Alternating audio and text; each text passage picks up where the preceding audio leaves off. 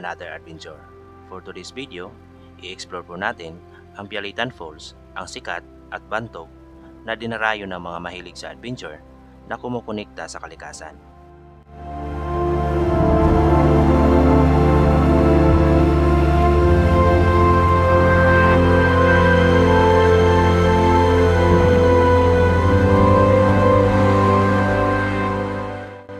Itong waterfalls ay tinaguriang highest waterfalls of Maragusan, Davao de Oro, Pilipinas. Ang Pialitan Falls ay nadiskubre ng mga lokal sa kasagsagan ng Communist Insurgency o kilalang NPA o New People's Army noong dekada 80 at pinangalanan na Cesar Falls.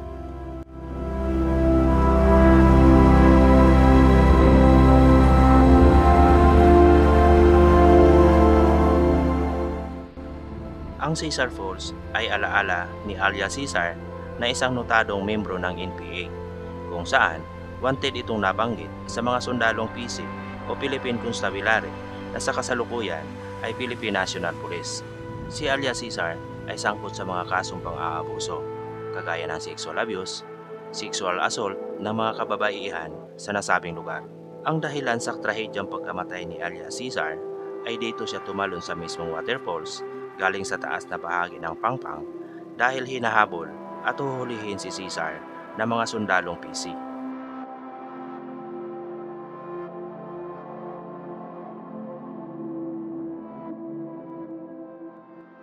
Pagkalipas ng maraming taon, binago ang pangalan ng Cesar Falls sa pamunuan o Local Government Unit ng Maragusan, Davao de Oro. At ito na ngayon ang Pialitan Falls.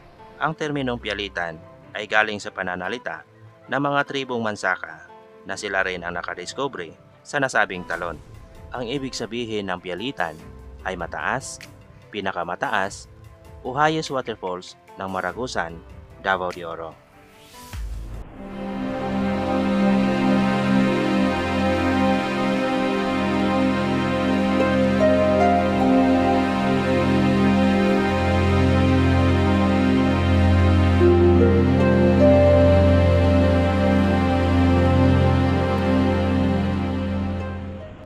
Ang Pialitan Falls ay may 4 na cascading falls at ang pinakamataas ay may higit kumulang 120 meters ang sukat nito galing sa pinakaibabaw na bahagi at tinatayang may 6 na talampakan ang lalim sa drop point fall nito.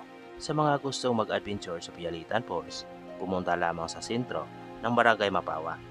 Pwede rin mag-google kung galing kayo sa pinakasentro ng Maragusan, Davao de Oro.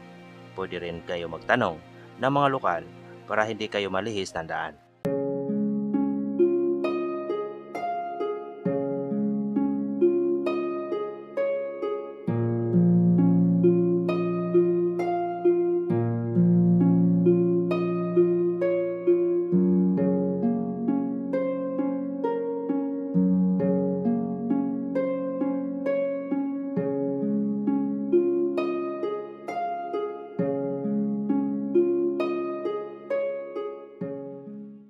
Accessible ang Pialitan Falls sa lahat ng klaseng motorcycle, mga 4x4 pickup, pero personally, hindi ko marekomenda ang lowered sedan type na mga sasakyan.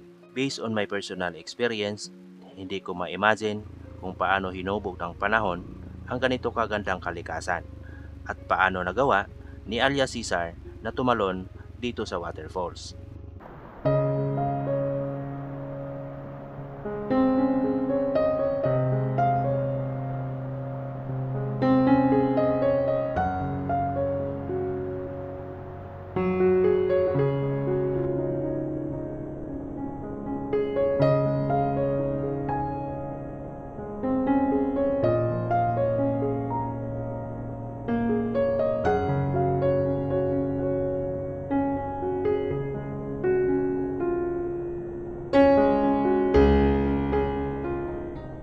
Bago natin marating ang drop point pool ng Pialitan Falls, ay mahigit kumulang 5 minuto na paglalakad. At dito natin makikita ang man-made na catwalk at itong nakakamanghang iconic na bato na may lagusan sa ilalim nito. Bago natin malagpasan ang maliit na kuweba sa ilalim ng bato, makikita na natin ang rumaragasang malamig na tubig, napakalinaw na parang kristal.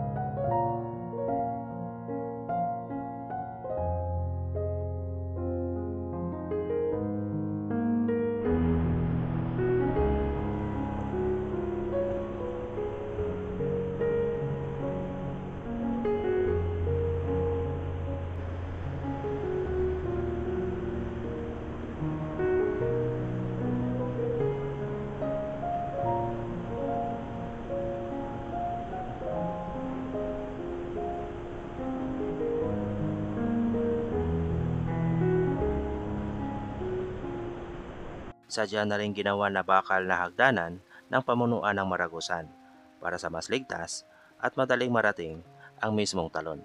Sa mga gustong pumunta dito, think safety always kasi walang safety marshal sa mismong lugar.